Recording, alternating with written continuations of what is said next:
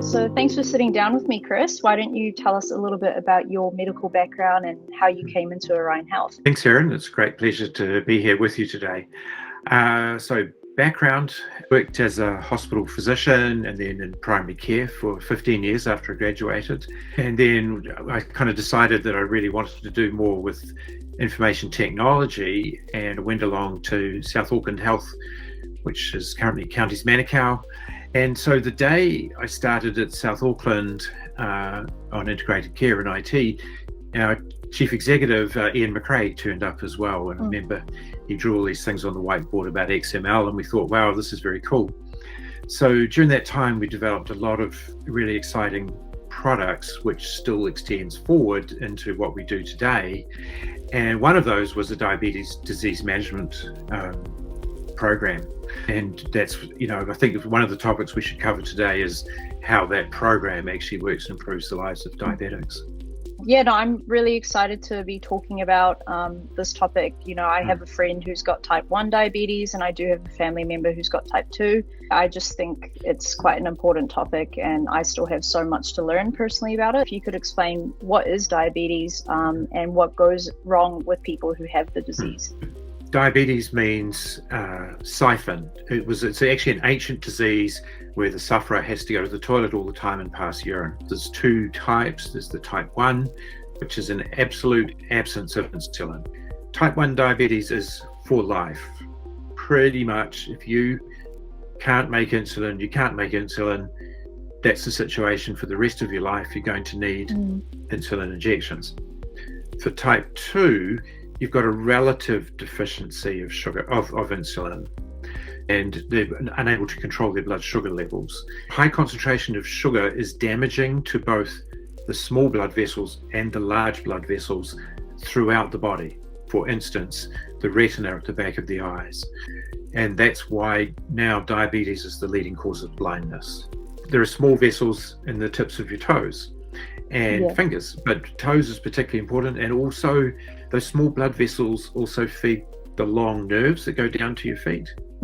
So common situation will be the blood supply to the toes is not good. So the nerves that, when you bang your toe, normally you'd feel pain.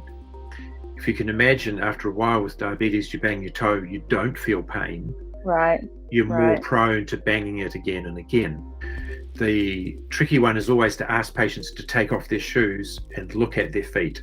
And you will often find small damage to the tips.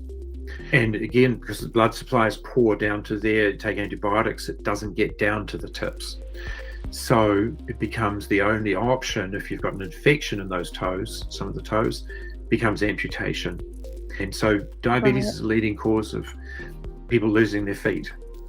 Diabetes is also strongly associated with what we call large vessel disease. So heart attacks, stroke, the blood supply to the brain, the aorta, the lower limbs. And I guess in your experience, do the patients know this? Are they aware of all these risks, and do they take it seriously?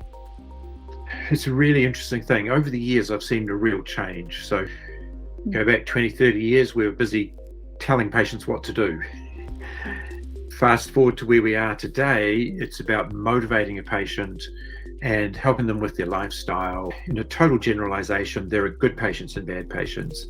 A good diabetic gets the message, understands, and does everything they can to control their sugars and has a better outcome. The quote-unquote bad diabetic is afraid of needles, is afraid of, they know they don't want to jab themselves, they don't like doctors, all sorts of reasons, but they don't do a good job of controlling it. And those patients are concerning. If you can get the patient to diet, lose weight, exercise, all of the good, eat a more plant-based diet, there are many patients who've been able to lose weight and reduce their medications significantly, if not altogether. So how common would you say this disease is? So unfortunately, the trend line with diabetes is just one way, and that's up. It's a common condition. We're talking 9 or 10% of the population now having diabetes. Type 2 is becoming more and more common. It's becoming more and more common at younger age groups. We now have a special name for it, maturity onset diabetes in the young.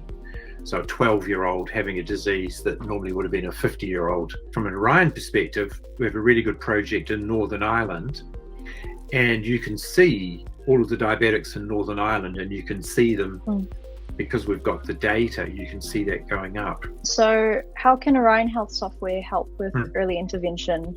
I mean, we really do actually have quite a lot of the relevant information and things to add. Start out with the Health Information Exchange, or in the UK they call them Integrated Digital Care Records.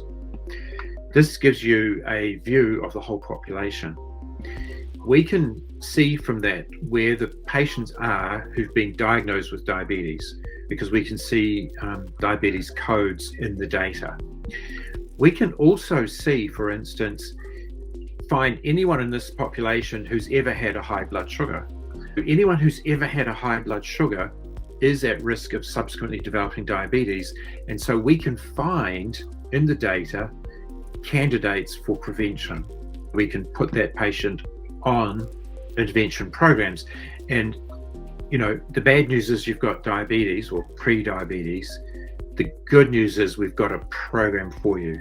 You'll see a dietitian, a physiotherapist for exercise. You'll see the nurse who's expert at doing all of this.